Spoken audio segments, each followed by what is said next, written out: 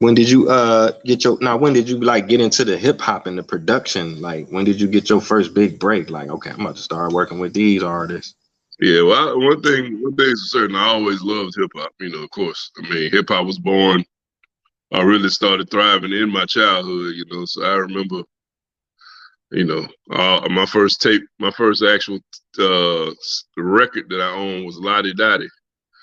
You know what I'm saying? With Dougie Fresh and Slick Rick. And I was always into hip hop. Definitely always wanted to make hip hop.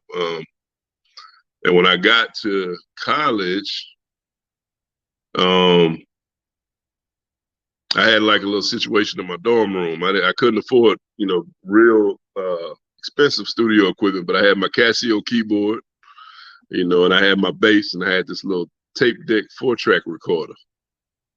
So I used to start making beats in my dorm room, man. My dorm room turned into like a demo studio for all the aspiring rappers in the dorm.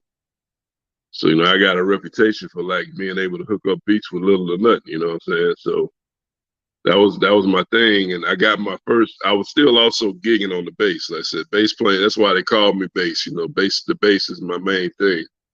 So my first big break came from me playing bass on somebody's track in the studio, man. It was just a homeboy of mine. He ended up being a good long time friend of mine.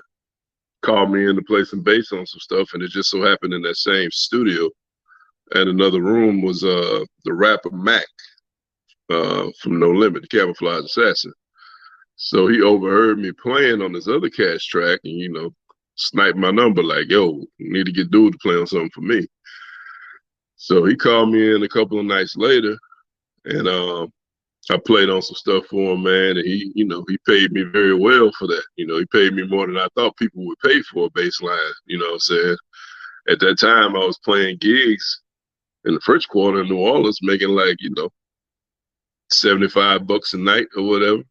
So he asked me what I would charge for the bass line, and I was like, "Hey man, this dude with No Limit. I'm gonna see what I could get." I was like, "Give me $200." He smirked it off and wrote me a check for 1,000.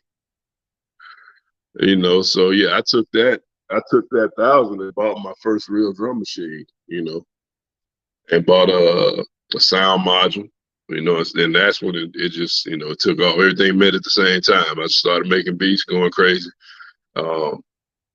So this was 98. This was 1998. This is my senior year in college. Matter of fact, I had just moved out of the dorm. You know what I'm saying? I moved in a house with a bunch of my homeboys, man. It's about 30 of us in one house. It was like Animal House in there. You know what I'm saying?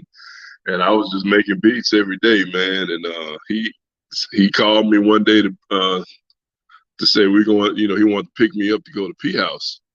And that day he called me, it was just enough time for me to have to made, about 20, 30 beats. So once we went over there, I let him and everybody else hear those beats, and the rest is history, man. I started getting my placements. Wow, man. Big shout out to Mac. Welcome home. Definitely one of my favorite members on the Tank. Highly underrated, but more importantly, no matter who I interview, if you ask them about Mac, they speak about his character and his personality. You can tell he's a genuine great dude. Mac was the plug, man, and he always looked out for everybody around him, man. Still to this day. Matter of fact, Yeah, a lot of people say that. Working on some new music with him, as a matter of fact. Oh yeah, I look forward to that. Man, that's dope.